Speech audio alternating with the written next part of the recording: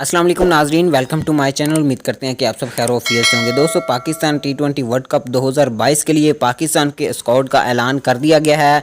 आज की short video में हम आपको कंफर्म स्क्वाड बताएंगे। जी हाँ दोस्तों, आपको बताता चलूँ कि मोहम्मद आमिर को भी इस स्क्वाड का हिस्सा बना लिया है और मोहम्मद आमिर की भी वापसी हो चुकी है। नाजरीन ग्रामी, आइए आपको बताते हैं। वीडियो को लाइक करें, मजीद अपडेट देखने और सुनने के लिए चैनल को सब्सक्राइब करें।